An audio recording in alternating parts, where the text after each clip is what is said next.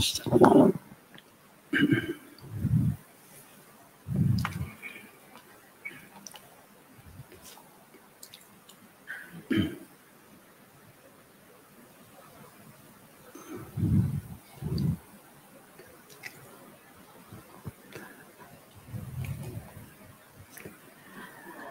بالله السميع العليم من الشيطان الرجيم. بسم الله الرحمن الرحيم. الحمد لله رب العالمين والصلاة والسلام على أشرف الأنبياء والمرسلين سيدنا مولانا محمد وعلى آله وأصحابه وذرياته أجمعين وبعد. السلام عليكم ورحمة الله وبركاته. Yang dimuliakan Tuan Imam, ahli-ahli jawatan kuasa masjid, tuan-tuan, perempuan yang saksi kerana Allah SWT. Alhamdulillah wa syukurillah, kita bersyukur kepada Allah SWT kerana Allah SWT izinkan kita untuk bertemu sekali lagi pada kali ini setelah kita bercuti lebih kurang 2 bulan. Alhamdulillah kita bercuti.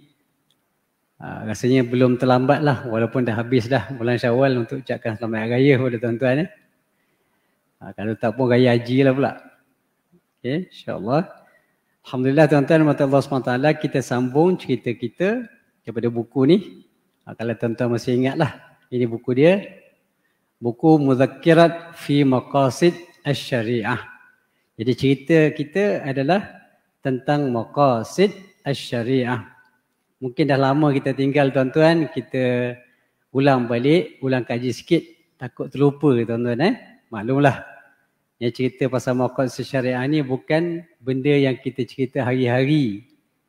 Ya, sekali-sekala. Agak-agak dalam masa 2 bulan lepas tak dengar pun kot Maqasid Syariah. Raya, pergi beraya tuan-tuan, dah cerita pasal Maqasid Syariah? Tak ada kan.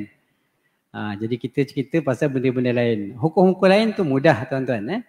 Sebab hukum-hukum lain biasa kita dengar. Kalau kita cerita tentang fardu ain contohnya. Orang Kelantan kata dengar sokmo. Tapi kalau Maqasid Syariah ni jarang-jarang kita dengar. Baik, hari ni tuan-tuan, sedikit ulasan lah, bukan ulasan lah, artinya revision lah. Orang putih kata apakah yang dimaksud dengan Maqasid Syariah? Secara ringkas, Maqasid Asy-Syariah bermaksud tujuan ataupun matlamat ataupun rahsia kenapa Allah SWT mensyariatkan hukum-hukum yang tertentulah. Kenapa Allah Ta'ala mensyariatkan solat? Kenapa solat tu jadi wajib? Tak boleh ke kalau tak wajib? Kenapa Allah Ta'ala wajibkan? Kerana solat ni banyak faedah dia. Antara faedah yang paling utama disebutkan dalam Al-Quran, Inna as-salata tanha 'anil fahsya'i wal munkar. Ini maqasid dia.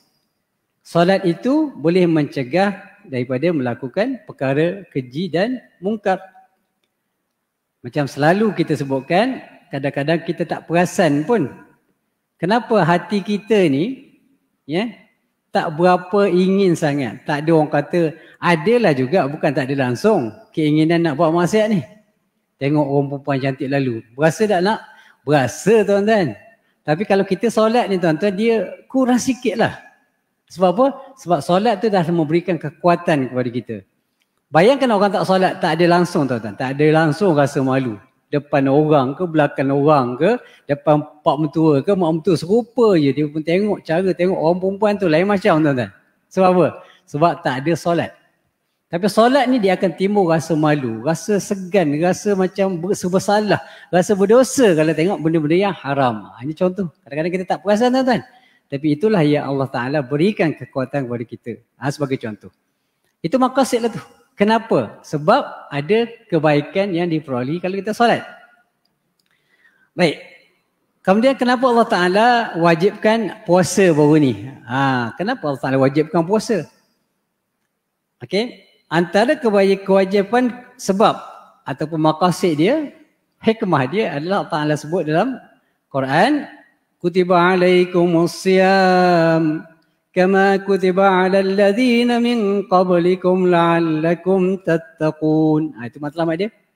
Hujung dia la'allakum tattaqun, diwajibkan puasa kepada kamu Ya, seperti mana diwajibkan ke atas umat-umat terdahulu daripada kamu, la'allakum tattaqun, semoga kamu bertakwa.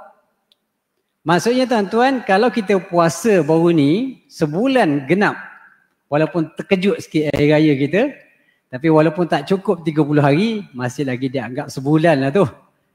Itu tak ada masalah tuan-tuan. Tak perlu nak qada walaupun tak cukup 30 hari. Jangan qada pula tuan-tuan. Cukup. 29 tu bulan Islam dia macam tu. Ada 29, ada 30. Kalau 28, wajib qada lah. Tapi kalau 29 tu tak perlu qada. Ya? Jadi tujuan dia apa dia? Tujuan ni Allah Ta'ala nak supaya kita ni jadi hamba-hamba yang bertakwa. Maksudnya apa takwa tuan-tuan? Kalau puasa kita, dah puasa cukup sebulan tapi perangai tak berubah. Serupa je. Tak jadilah puasa kita tuan. Tak tercapailah matlamat puasa. Ya? Sebelum puasa, semangat, suka sangat nak mengumpat orang, nak mengata orang, nak buat fitnah orang. Masuk bulan puasa sama tak berubah. Bulan puasa habis pun serupa juga. Puasa-puasa. Tak tercapailah matlamat takwa itu. Sedangkan matlamat yang perlu dicapai ialah ketakwaan. Artinya sepatutnya tuan-tuan, kalau kita dah lepas puasa tu, mesti ada nampak dia punya peningkatan dalam hidup kita. Akhlak kita meningkat lagi baik. Ibadah kita bertambah baik. Kerja-kerja benda-benda yang haram ni kita tak nak buat dah. Walaupun mungkin ada sikit-sikit tapi masih lagi kita rasa kekuatan untuk kita elakkan benda-benda yang maksiat ni. Mengaji kita. Kalau bulan Ramadan kita boleh khatam Al-Quran, habis bulan Ramadan pun masih semangat nak baca Quran tu masih ada. Itu bagus tuan-tuan. Tarawih kita, tarawih memang tak lah. Dah habis bulan puasa tak adalah tarawih tu, jangan buat tarawih pula. Kena tangkap nanti. Orang kata ajaran sesat pula. Tapi adakah peningkatan untuk ibadat kita? Puasa kita, solat kita ada meningkat tak? Ada bertambah ke 2 rakaat, 4 rakaat ke? Sebab memang kita tak boleh buat sama macam bulan Ramadan, tapi ada peningkatan tak? Kalau ada peningkatan, alhamdulillah tuan-tuan. Ya, kita bersyukur pada Allah Ta'ala kerana matlamat ketakwaan itu telah boleh capai. Jadi itu secara ringkaslah tuan-tuan. Ya, apakah yang dimaksudkan dengan maqasid syariah? Artinya apakah kelebihan dia? Apakah kehebatan dia? Apakah rahsianya? Jadi kita nampaklah. Bila kita nampak kebaikan dalam ibadat tu, kita rasa semangatlah nak buat. Semangat nak solat, semangat nak beri zakat, semangat nak berpuasa, semangat nak buat benda baik. Sebab apa? Kita dah tahu kebaikan dia sangat banyak bila kita buat perintah-perintah Allah SWT ni tuan-tuan. Baik tuan-tuan Allah SWT, hari ini kita nak belajar.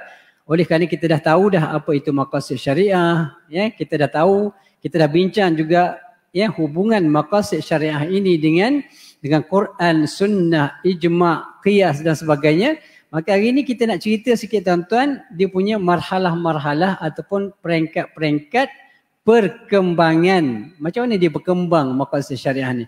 Adakah maqasid syariah ni benda baru yang dicipta oleh para ulama' yang terkemudian, ataupun memang dah ada maqasid syariah ni sejak zaman Nabi SAW. Baik, kita tengok tuan-tuan. Jadi kalau kita tengok apa yang disebutkan oleh pengarang dalam buku ini, dia sebutkan bahawa marahil nash'ati ilmi maqasid syariah. Jadi marhalah-marhalah ataupun tingkat-tingkat, peringkat-peringkat perkembangan ilmu maqasid syariah. Jadi para ulama membahagikan peringkat maqasid syariah ini, perkembangan dia kepada 2 peringkat.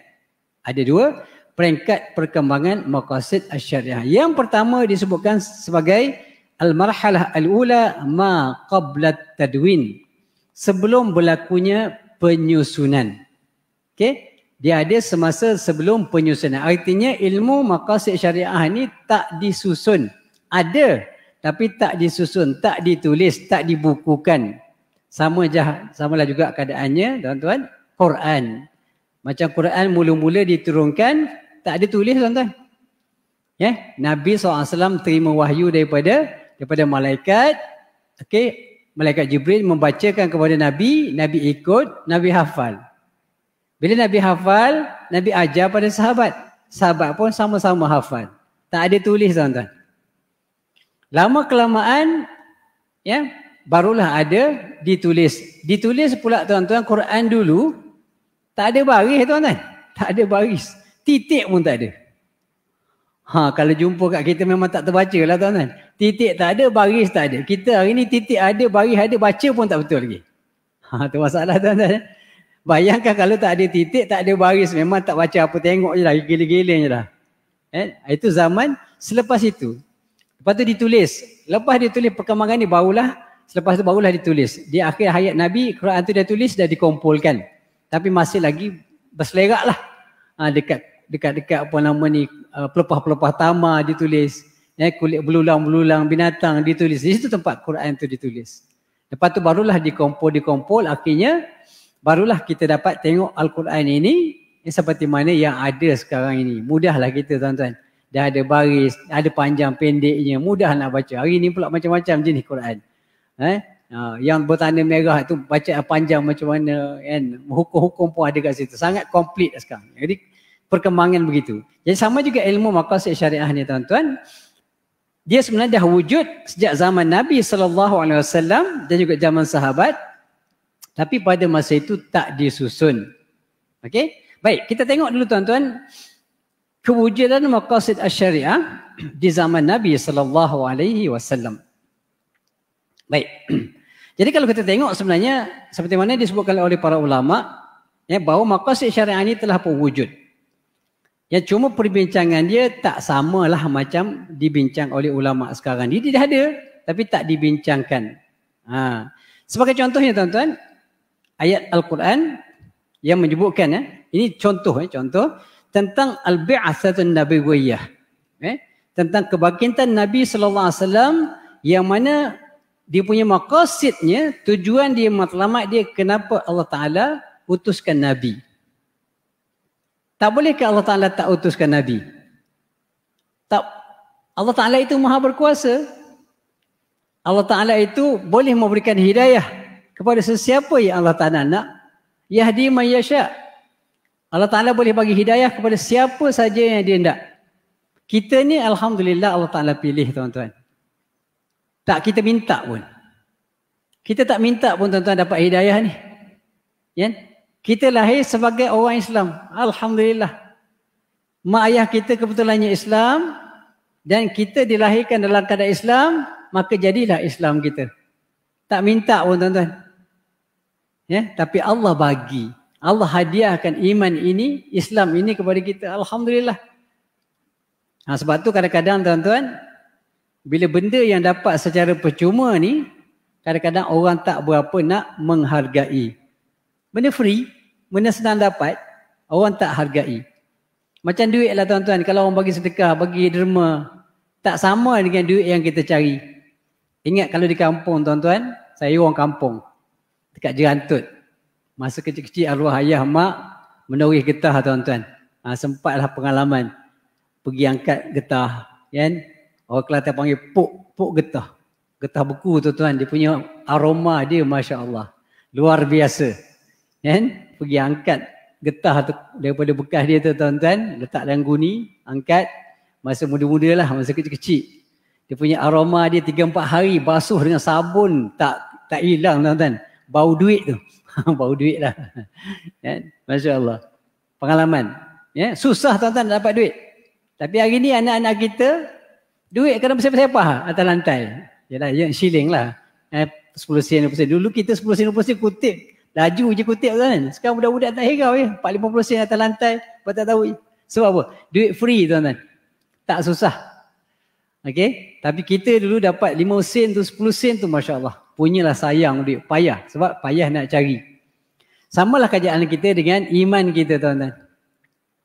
Orang yang mencari keimanan, dia sayang sangat iman dia. Dia rasa iman ini sangat berharga bagi dia. Dia sanggup mati mempertahankan keimanan dia tuan-tuan. Sanggup mengembara seluruh dunia mencari keimanan. Ini mak-mak salih tuan-tuan. Sebab tu kadang-kadang sebab bila mereka mencari keimanan, mereka berusaha untuk dapatkan keimanan. Mereka belajar, mereka mengkaji sehingga mereka dapat yakin betul inilah agama yang sebenar. Maka dia pegang betul-betul tuan-tuan. Bukan setakat pegang. Bukan setakat beriman. Mereka sebarkan seluruh dunia. Menjadi pendakwah.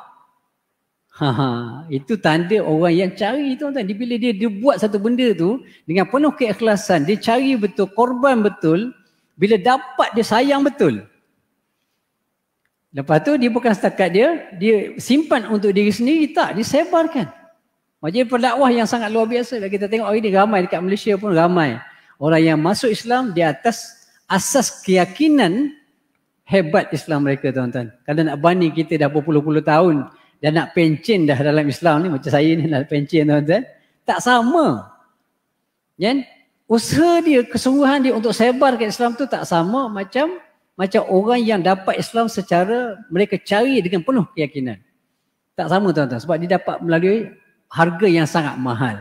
Kita ni sebab dapat benda murah, benda free. Okey, kalau saya tanya tuan-tuan lah, minggu lepas, berapa ramai tuan-tuan telah pergi berdakwah, menyampaikan Islam kepada orang yang bukan Islam? Minggu lepas. Berapa kali? Tak ada tuan-tuan. Saya ni kebetulan sebab ustaz je. Adalah juga berceramah sana sini kan. Kalau bukan ustaz, sama je tuan-tuan.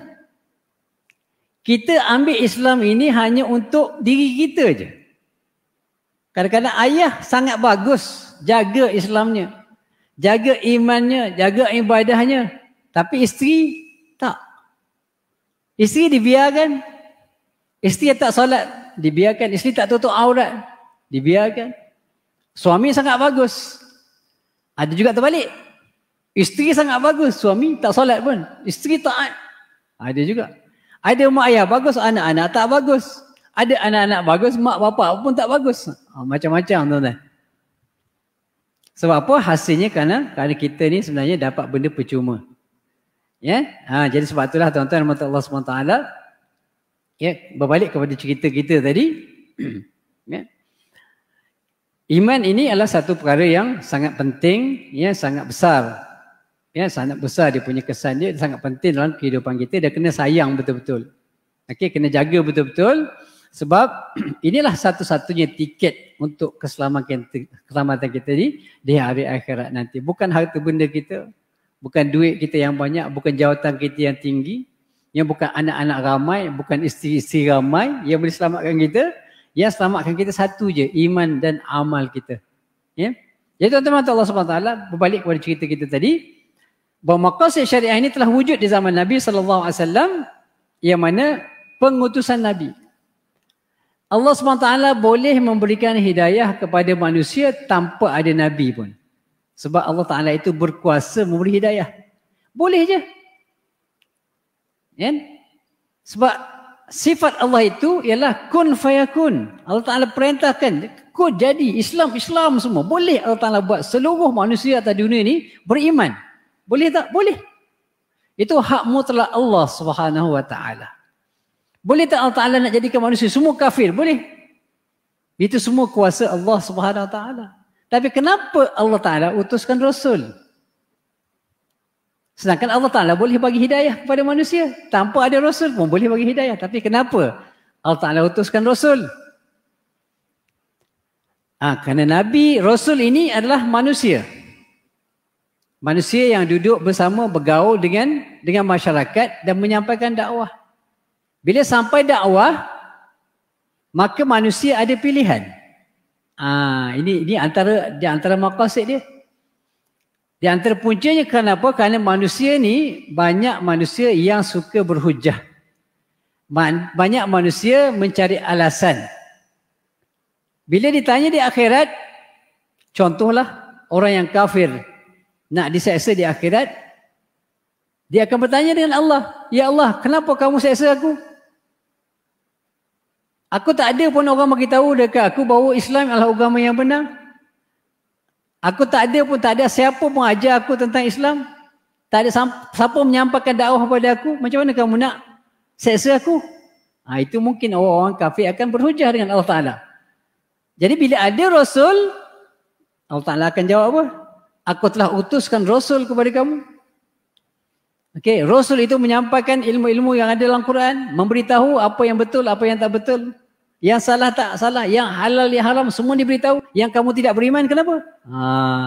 Jadi bila tanya gitu, manusia surrender lah. Okey, Dia mengaku salah lah. Sebab apa? Sebab hujah yang jelas. Jadi Nabi SAW diutuskan oleh Allah Ta'ala ini antaranya sebagai hujah. Untuk menolak alasan-alasan ataupun helah-helah yang dibuat oleh orang yang tak beriman ini, dan menjadi sebab kenapa Allah Ta'ala boleh menyiksa mereka kerana itu adalah pilihan mereka. Okay? Sebab itulah Allah SWT berfirman dalam Al-Quran, A'udzubillahi minasyaitonirrajim, wa ma arsalnaka illa rahmatan lil alamin. Aku tidak utuskan kamu wahai Muhammad kecuali untuk membawa rahmah ke seluruh alam. Jadi pengutusan Nabi SAW ini sebenarnya untuk membawa rahmah. Rahmah ni apa dia tuan-tuan? Rahmah ini adalah satu bentuk kasihan belas Allah Ta'ala. Rahmah ini adalah satu bentuk, maknanya sifat Allah Ta'ala yang mana apabila Allah Ta'ala turunkan rahmah kepada manusia, menggambarkan kepada kita bahawa manusia ini sebenarnya sentiasa berada di bawah perlindungan Allah Subhanahu Wa Ta'ala. Tanpa rahmah Allah tuan-tuan, kita tak boleh hidup atas muka bumi ini. Ya? Tanpa rahmah Allah Ta'ala, kita tak akan selamat hidup atas muka bumi ini. Sebab apa tuan-tuan? Sebab dalam satu hadis, Nabi SAW menyebutkan bahawa rahmat Allah itu ada 100. Ya? Ada 100 rahmat Allah. Yang diturunkan ke bumi cuma satu je. Rahmat Allah atas muka bumi untuk kita, untuk manusia dan juga untuk binatang-binatang pun ada rahmat dia tuan-tuan. Satu je Allah Ta'ala berikan untuk manusia dan juga makhluk-makhluk yang ada atas muka bumi ini di dunia. 99 rahmat Allah Ta'ala itu tersimpan kat mana? Tersimpan di akhirat. Kenapa satu je dunia? Sebab dunia ni macam mana pun susah kita, macam mana pun miskin kita, macam mana pun sakit kita, kan? Akhirnya dia ada penghujung. Hujung apa dia? Mati. Sakit, mati. Habis cerita. Miskin, mati. Habis cerita. Susah, akhirnya mati. Habis cerita. Tempoh hidup kita dunia ni tak panjang tuan-tuan. Kan? Ada orang yang boleh hidup 50 tahun, 60 tahun, 70 tahun. Jarang-jarang sekarang ni ada yang sampai 100 tahun. Average-nya 60-70. Wassalam. Bye-bye. Kan? Itulah biasanya umur kita sekarang ni. Jadi untuk tempoh kehidupan yang singkat ini tuan-tuan, dia tak perlu banyak rahmat Allah. Cukup. Satu rahmat cukup untuk memberikan keamanan hidup manusia di atas muka bumi ini. Dengan rahmat Allah Ta'ala itulah yang menyebabkan ibu sayang kepada anak dia. Rahmat Allah tu. Ya, rahmat Allah. Dia susah macam mana mak kita ni tuan-tuan, dia jaga kita sungguh-sungguh. Walaupun dia kadang-kadang penat, dia letih, dia kadang-kadang ada masalah penyakit. Tapi bila sampai buat jaga anak dia, jaga betul-betul. Kenapa tu? Allah campak rahmah dalam hati dia. Manusia jahat tuan-tuan. Ada manusia yang sanggup bunuh orang. Kan? Kalau zaman dulu, zaman jahiliah tuan-tuan, ya, anak perempuan lahir, ambil, bawa padang pasir, gali lubang, letak anak hidup-hidup, timbus tuan-tuan. Jahat manusia ni. Ya, jahat manusia ni kalau tidak ada iman kepada Allah Ta'ala. Tapi orang yang tidak terlibat, yang tidak memberikan kepayahan kepada mereka, mereka tidak ada masalah. Contoh, kenapa dia ada sebab? Kenapa dia tanam anak hidup-hidup? Anak perempuan. Sebab anak perempuan ni bagi mereka, memalukan mereka.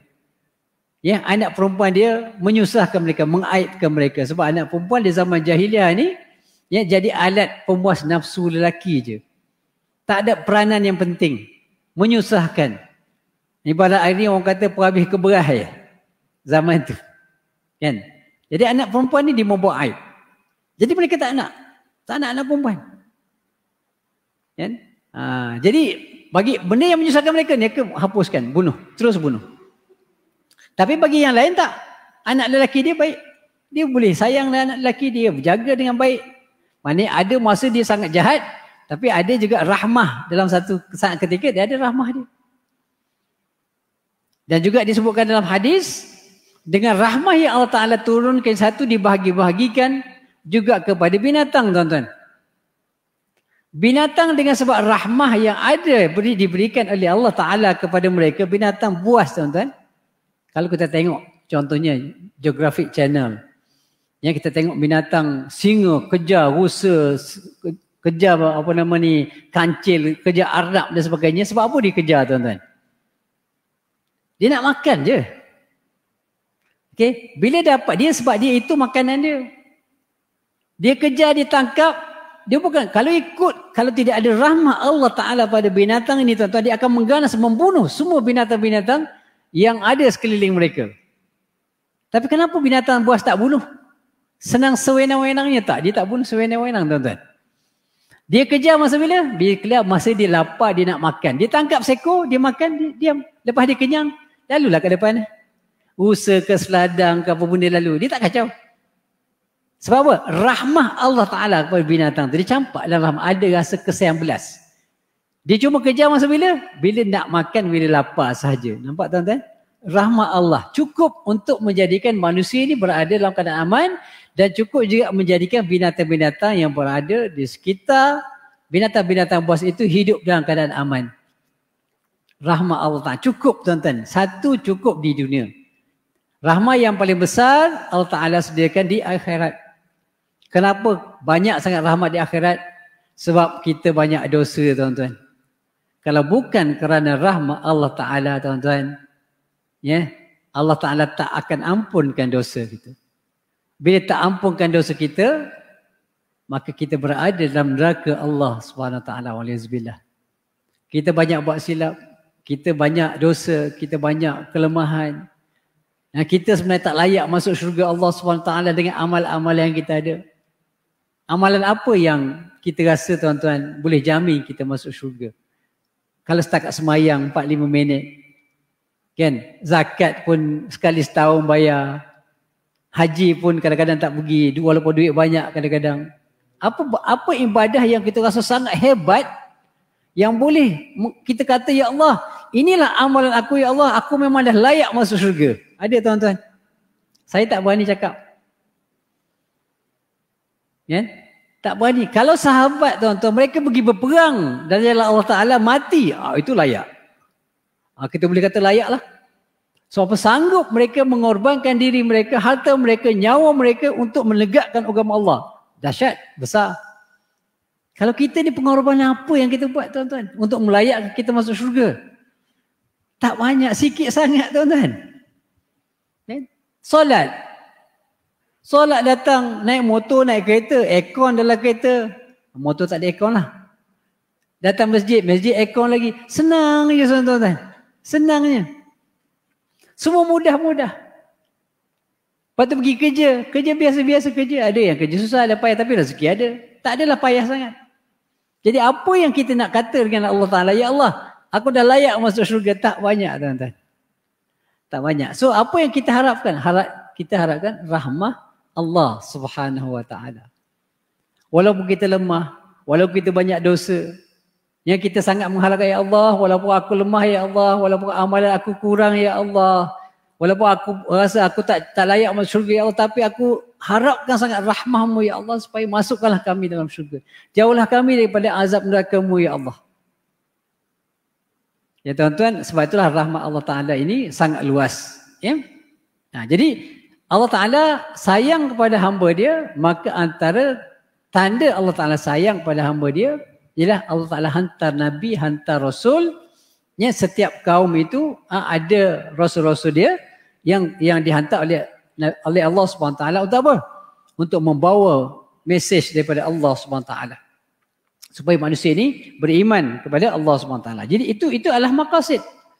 Jadi kalau kita faham maqasid syariah dalam pengutusan Nabi kepada ummah manusia ialah untuk membawa rahmah, untuk menyelamatkan manusia daripada azab Allah SWT, untuk membawa manusia supaya mereka masuk syurga Allah SWT. Baik, kemudian kita tengok Al-Quran pula. Tadi utus Nabi. Nabi saja diutuskan tanpa ada risalah, tak cukup. Jadi Nabi diutuskan bersama apa dia? Bersama kitab-kitab. Kalau dulu zaman Taurat, Nabi Musa, dia bagi kita kitab Taurat kepada Nabi Musa. Datang pula kitab Injil kepada Nabi Isa. Zabur kepada Nabi Daud. Sampai Nabi Muhammad SAW diberikan pula Al-Quran. Kenapa Allah Ta'ala turunkan Al-Quran? Quran ini adalah, dia punya maqasidnya penurunan Al-Quran ini ialah hidayatan linnas. Untuk memberi hidayah kepada manusia. Okay? Dan Allah SWT menyebutkan di dalam Al-Quran, A'udzubillahi minasyaitonirrajim, Inna hadzal Qur'ana yahdi lillati hiya aqwam. Okey, Allah Taala disebutkan bahawa Quran ini memberi petunjuk kepada jalan yang betul dan lurus. Dalam ayat yang biasa kita baca, Alif Lam Mim, dzalikal kitabu la raiba fihi hudan lil muttaqin. Quran, dzalikal kitab, kita itu la raiba fihi, tidak ada keraguan di dalamnya, hudan lil muttaqin. Quran ini boleh memberi hidayah kepada manusia. Kita beriman ini tuan-tuan, ada sebab, asbabnya adalah kerana adanya Al-Quran. Kalau tak ada Al-Quran, tak ada Nabi, confirm tak beriman kita tuan-tuan. Nak beriman macam mana? Ya, sebab manusia ni dia tidak boleh fikir. Tak sampai pemikiran mereka untuk fikir tentang Tuhan, tentang Allah, tentang hari kiamat, tentang dosa, tentang neraka. Tak sampai tuan-tuan. Tak sampai dia nak fikir pasal syurga. Dia tak mungkin boleh berfikir kalau tanpa ilmu, tanpa ada Quran, dia tak boleh fikir tentang nikmat syurga dan azab neraka. Tak boleh sampai tuan-tuan. Kalau tak ada Quran, tak ada hadis yang menceritakan, kita tak akan tahu tentang syurga dan neraka. Kita tak akan tahu tentang kewujudan Allah. Kita tak akan tahu tentang keesaan Allah. Sifat-sifat Allah tak mungkin kita tahu tanpa ada Al-Quran yang diturunkan oleh Allah SWT melalui Nabi Muhammad SAW. Jadi sebab itulah tuan-tuan, kita kena belajar Al-Quran. Dan Al-Quran ini bukan hanya diturunkan untuk kita dapat pahala. Betul. Bila kita baca Quran dapat pahala. Bahkan setiap huruf itu ada asyarah hasanat. Ya, 10 kebajikan. Alif Lam Mim. Itu dah 3 tuan-tuan. Satu alif lam mim tu dah, satu huruf dah 10 hasanat. 10 kebaikan. Banyak pahala orang baca Quran ni tuan-tuan. Tetapi apakah matlamat penurunan Al-Quran yang sebenar? Adakah untuk memberi pahala kepada kita? Sebahagiannya betul. Tapi matlamat sebenar Al-Quran ini adalah untuk memberi hidayah kepada umat manusia. Sebab dengan Quran inilah manusia akan beriman kepada Allah. Sebab Quran inilah manusia akan menjauhkan diri daripada melakukan kemungkaran dan kemaksiatan kepada Allah. Ya. Sebab Quran inilah manusia melakukan semua suruhan-suruhan Allah. Dengan ibadah-ibadahnya, solatnya, puasanya, zakatnya, hajinya. Semuanya arahan-arahan itu datang daripada Al-Quran. Ya. Jadi sebab itulah tuan-tuan mati Allah Subhanahu Wa Taala, Al-Quran ini untuk mendapatkan manfaat daripada dia tak cukup hanya kita baca. Tak cukup. Dapat pahala. Betul tuan-tuan. Kita ambil contoh mudahlah. Sesetengah tempat malam Jumaat baca Yasin. Sini baca Yasin tak? Alhamdulillah. Sangat bagus tuan-tuan. Sangat bagus walaupun ada orang kata bid'ah lah macam-macam. Tak payah pedulilah tuan-tuan. Kan? Kita baca Quran. Apa masalah dia? Kan? Ada orang kata, oh bid'ah, baca Quran, baca Yasin setiap malam Jumaat. Bid'ah, Nabi tak buat. Tak payah risaulah. Tak ada masalah. So ulama pun ada menyebutkan ada bid'ah yang walaupun Nabi tak buat setiap malam Jumaat baca Yasin, tapi Nabi sentiasa membaca Al-Quran. Okay? Jadi tidak ada masalah untuk kita baca Quran. Kalau tak baca malam Jumaat, malam bila kita nak baca? Kalau kita kata, oh malam Jumaat baca Quran bid'ah, maka kita berhentilah baca Quran, baca Yasin malam Jumaat. So mana-mana kita nak baca? Tak baca dah tuan-tuan. Sebab tu ulama kata ada bid'ah yang hasanah, walaupun Nabi tak buat, tapi oleh kerana benda tu baik, baca Quran itu baik, so bacalah, tak ada masalah. Okey? Cuma yang saya nak tekankan di sini tuan-tuan, dah kita baca Yasin ni berpuluh-puluh tahun dah. Dan saya yakin ramai antara kita yang dah hafal pun Yasin. Alhamdulillah. Cuma satu je nak tanya. Hafal Yasin tu dah bagus. Hafal tak makna dia? Ini satu peringkat lagi tuan-tuan. Hafal tu dah bagus. Alhamdulillah, dah ada dalam dada. Bacalah tebuk kat mana-mana boleh baca. Tapi faham tak setiap ayat-ayat yang dia baca tu? Ini peringkat yang lebih tinggi lah ni. Dah kita dah berpuluh tahun dah baca Yasin ni. Tapi sebut, contoh mudahlah. Wal Quranil Hakim. Apa maksud dia Al-Quran? Al-Hakim tu apa benda? Sudah. Kena buka Yasin terjemahan. Kadang-kadang kita baca terjemahan tuan-tuan. Kadang-kadang tak faham pun. Kadang-kadang tak baca langsung terjemahan. Baik tuan-tuan. Saya nak tanya tuan-tuan. Kalau kita hafal Yasin, tapi kita tak faham Yasin, arahan-arahan Allah Ta'ala dalam Al-Quran, boleh tak kita beramal? Boleh tak kita dapat pengajaran? Boleh tak kita dapat manfaat? Tak dapat tuan-tuan. Dapat pahala je. Memang kita nak pahala. Tapi tujuan Al-Quran diturunkan bukan hanya untuk dapat pahala. Kita kena baca, kena faham. Kalau lebih bagus lagi, baca tafsir dia. Sekarang ni mudah tuan-tuan. Ya? Sekarang ni di hujung jari je. Tafsir, macam-macam tafsir ada dalam internet tuan-tuan.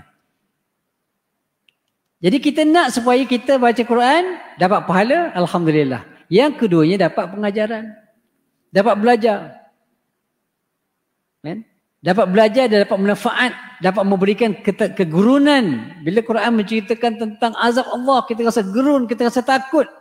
Cerita tentang syurga Allah, kita rasa, ya Allah, naknya masuk syurga. Dan ia boleh menambahkan kita semangat dan motivasi untuk beramal. Jadi tuan-tuan, insya-Allah ya, lepas ini kita berazam ya untuk kita meningkatkan, menambah baikkan kefahaman kita dengan Al-Quran.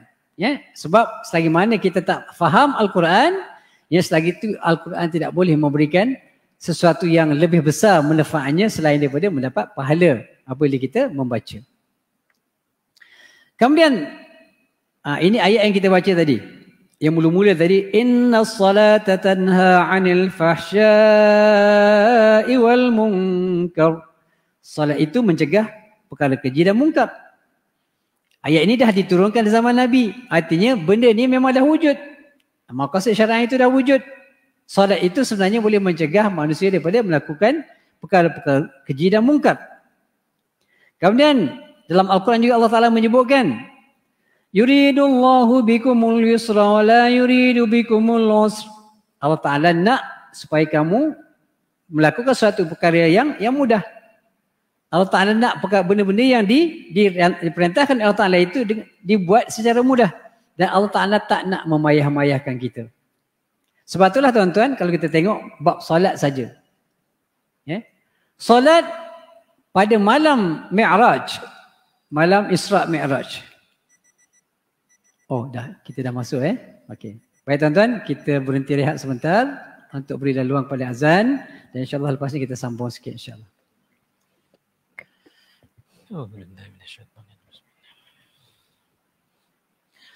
Allahu Akbar, Allahu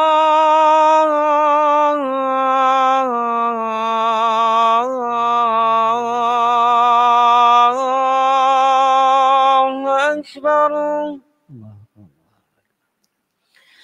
Allahu Akbar,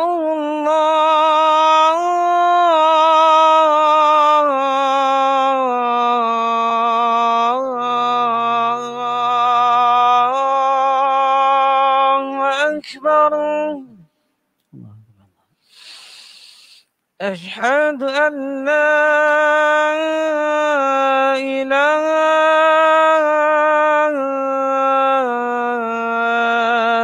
إلا الله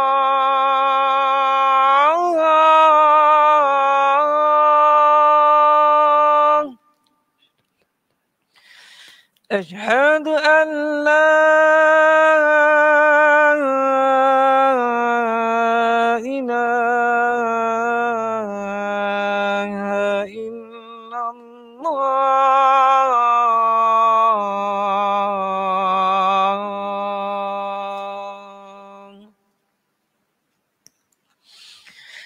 أشهد أن محمد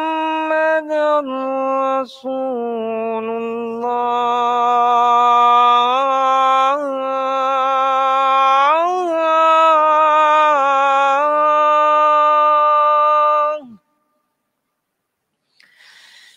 أشهد أن محمد رسول الله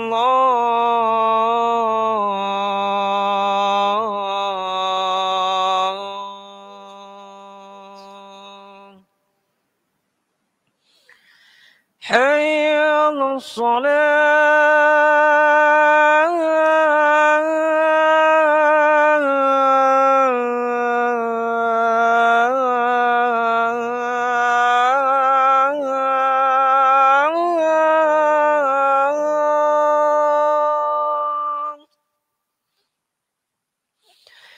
حي على الصلاة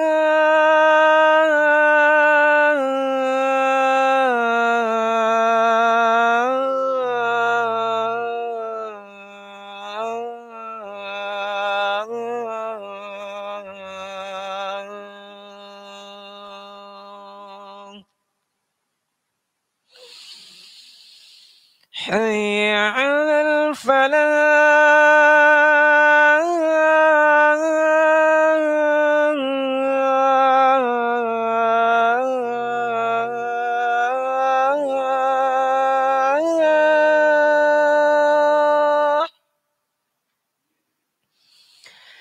حي على الفلاح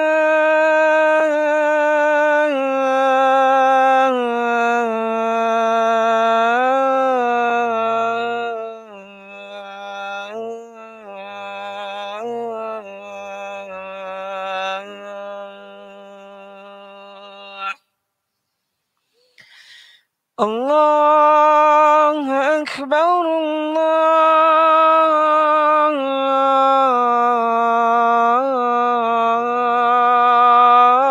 الله أكبر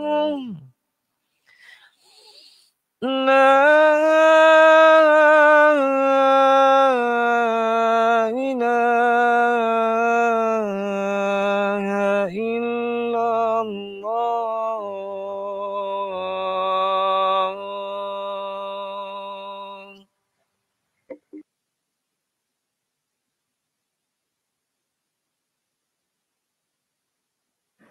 Baik tuan-tuan, minta Allah SWT kita sambung sikit lagi. InsyaAllah dalam 10 minit insyaAllah macam tu. Ya. Baik tuan-tuan, minta Allah SWT. Islam ini adalah satu agama yang sangat mudah sebenarnya. Okay. Dan ini dijelaskan dalam ayat yang kita bacakan tadi. Okay. Yuridullahu bikumul yusra wa la yuridu bikumul usra. Allah nak ya untuk bagi kamu itu kemudahan dan bukan Allah Ta'ala nak payah-payahkan. Jadi kalau kita perhati tuan-tuan, semua amal-amal ibadah yang Allah Ta'ala fardukan ke atas kita, semuanya boleh dan mampu kita buat. Solat 5 kali sehari semalam. Ya, tak adalah berat sebenarnya, tapi majoriti umat Islam sebenarnya tak menunaikan solat ya dengan sempurna. Majoriti tuan-tuan. Kan? Bukan minoriti, majoriti. Sebagian besar umat Islam tak jaga solat dia tuan-tuan berdasarkan kepada kajian yang dibuat. Wa innaha lakabiratun illa 'alal khashi'in. Inilah dia kekuatan dia. Dia akan menjadi berat walaupun secara umumnya dia tidak berat. Nak berat kat mana tuan-tuan? Okey, bukan belanja besar pun sembahyang ni, solat ni. Contohlah, kata tak payah pergi masjid. Katalah solat dekat rumah je. Ambil masa berapa minit tuan-tuan? Ya, ramai orang solat satu rakaat 1 minit. 2 rakaat 2 minit. Ramai orang solat 2 rakaat 2 minit je tuan-tuan. Yang bagus sikit 2 rakaat 5 minit. 4 rakaat 10 minit. Itu biasa tuan-tuan. Payah ke? Tak payah tuan-tuan. Mampu dia buat oleh manusia, mampu. Budak-budak kecil pun, anak-anak kita kadang 5-6 tahun pun boleh solat. Maknanya dia sangat mampu dia buat. Itu menggambarkan Islam itu agama yang mudah. Zakat tuan-tuan. Zakat cuma dia perlu bayar, itu pun bila sampai sampai dia punya nisab. Sampai dia punya haul dia. Cukup setahun. Ya? Berapa banyak kena bayar? 2.5 aja. Bukan 25%, 2.5 aja. Tapi ramai yang tak bayar. Senang tuan-tuan. Pergi haji, tak mampu. Tak payah pergi tuan-tuan. Ada duit, cukup untuk belanja. Lebih, baru pergi. Tak wajib. Mudahnya Islam ni tuan-tuan. Solat. Wajib solat. Solat kena berdiri. Betul. Kalau mampu berdiri. Tak mampu berdiri, boleh duduk. Mudahnya tuan-tuan. Tak boleh duduk, baring. Tak boleh baring. Isyarat dengan mata. Solat. Mudahnya agama Islam ni. Pergi musafir. Sekarang ni kalau dulu musafir betul lah tuan-tuan. Naik unta, naik kuda. Kan? Merentas padang pasir. Dengan panas dengan apa kan. Patutlah. Layaklah untuk mereka diberikan kelonggaran. Kan? Semayang yang 4 rakaat sebab musafir. Lebih daripada 2 marhalah. Boleh buat 2 diskaun. 50%. Zaman dulu padahal patutlah. Tapi sampai sekarang ni pun ulama kata kalau kita bermusafir walaupun naik kereta yang sangat selesa dengan ekornya, dengan kelajuannya yang masya-Allah, cukup 2 marhalah boleh jamak, boleh kasar. Mudahnya Islam ni. Mudah Islam ni. Puasa bulan Ramadan. Okey? Bulan Ramadan kalau dulu macam samalah saya sebut kat tadi. Bulan Ramadan kalau orang dulu naik unta, naik kuda, merentas padang pasir, haus, dahaga, layaklah bagi mereka untuk buka puasa. Sebab susah, panas, penat, letih. Jauh perjalanannya. Hari ni tuan-tuan naik kapal terbang daripada KLIA ke Kota Baru, ambil masa berapa minit? Setengah jam je. Boleh jamak tak? Boleh jamak. Boleh kasar. Boleh buka puasa? Boleh buka puasa tuan-tuan. Walaupun hanya setengah jam perjalanan, ya boleh. Sebab dia dah cukup syarat 2 marhalah. Mudahnya Islam agama ni. Islam agama agama yang sangat mudah. Tapi persoalannya sekarang dalam keadaan mudah-mudah begini pun ramai manusia yang ingkar. Manusia tak taat pada Allah Ta'ala. Manusia tak jaga solat. Orang Islam tak jaga solat. Orang Islam kadang tak jaga puasa. Tak nak keluar zakat walaupun hanya 2.5%. Jadi apa alasan yang boleh kita bagi dengan Allah Ta'ala di hari akhirat? Begitu mudah amalan-amalan yang Allah Ta'ala wajibkan ke atas kita, kita masih lagi gagal dan tak mampu buat apa yang Allah Ta'ala suruh. Apa alasan kita nak bagi? Kita nak kata, ya Allah, susah ya Allah, sibuk ya Allah. Sibuk, tak ada masa nak solat ya Allah. Agak-agak Allah Ta'ala terima ke? Tak terima, sibuk ke benda. Kadang-kadang kita sanggup duduk depan TV, kadang-kadang dululah, sama-sama dulu tuan-tuan. Sekarang depan laptop, depan handphone. Dulu depan TV tengok Hindustan 3 jam okey je. Kan? Bila nak solat ada masalah. Bila nak buat kebajikan ada masalah. Baca Quran ada masalah. Kalau buat hiburan-hiburan yang melalaikan 4-5 jam pun sanggup menunggu. Contohnya tuan-tuan. Jadi tidak ada alasan yang boleh kita berikan kepada Allah Ta'ala di hari akhirat nanti kalau kita masih lagi gagal untuk menunaikan segala perintah Allah Subhanahu Wa Ta'ala. Baik. Kemudian satu hadis yang saya nak baca sebelum kita tutup kita punya ceramah kita malam ni tuan-tuan tentang maqasid syariah. Maqasid perkahwinan tuan-tuan. Ini pun dah ada lama dalam hadis Nabi SAW. Ya. Nabi sebut apa dia? Ya ma'syarasy syabab. Okey, ini ditujukan khas kepada pemuda-pemuda. Dalam ni semua pemuda-pemuda kan. Ada pemuda umur 60 tahun, ada umur pemuda umur 50. Ni bolehlah semua pakai. Nabi kata apa? Man istata'a minkumul ba'ah falyatazawwaj. Nak tengok dia punya maqasid dia. Wahai golongan muda, barang siapa yang kamu yang berkemampuan di kalangan kamu untuk memberikan nafkah, maka hendaklah kamu berkahwin. Dia syarat dia apa dia? Syaratnya ada kemampuan. Kemampuan dari sudut fizikalnya, kemampuan dari sudut apa dia, materialnya, kemampuan untuk memberi infak, memberi nafkah. Kenapa? Ini maqasid dia. Kenapa Nabi SAW menggalakkan kita untuk berkahwin atau berkahwin lagi, dia kahwin, ada tambah tu, kahwin lagi ya.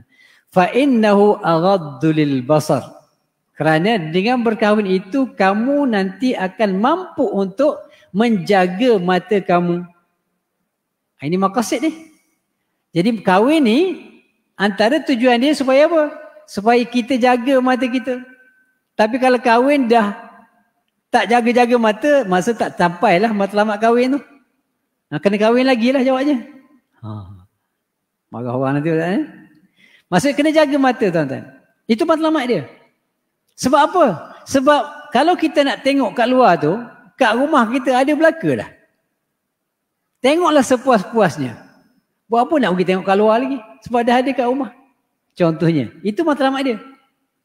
Wa ahsanu lil farj, dan dia juga boleh menjaga kemaluan kita.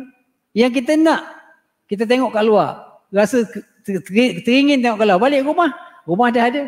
Boleh buat apa yang kita suka. Ikut syariat Allah Ta'ala. Maka itu di antara matlamat perkahwinan. Tetapi, ada tetapi di sini tuan-tuan. Bagang siapa? Wa man lam yastati' fa 'alaihi bisyam. Tetapi kalau sekiranya tak mampu nak kahwin ataupun nak kahwin lagi, contoh kahwin seorang, tak boleh nak tutup mata tuan-tuan. Rasa kena tambah lagi, dia pun kahwin seorang lagi. Tapi nak kahwin tak mampu. Macam mana nak buat? Nabi kata apa dia? Wa man lam yastati' fa 'alaihi bisyam. Kena puasa tuan-tuan. Kena puasa. Ya, kalau rasa tak tahan sangat, ya, maka kena berpuasa. Kerana Nabi kata apa? Fa innahu lahu wija. Kerana puasa itu boleh menahan diri kita daripada melakukan kemaksiatan. Sebab biasa apa? Biasa orang puasa ni dia lapar. Bila lapar ni biasanya nafsu ni dia tak boleh pergi tuan-tuan. Bila nafsu lapar, dia tengok pun tak semangat. Ada depan mata pun tak semangat tuan-tuan.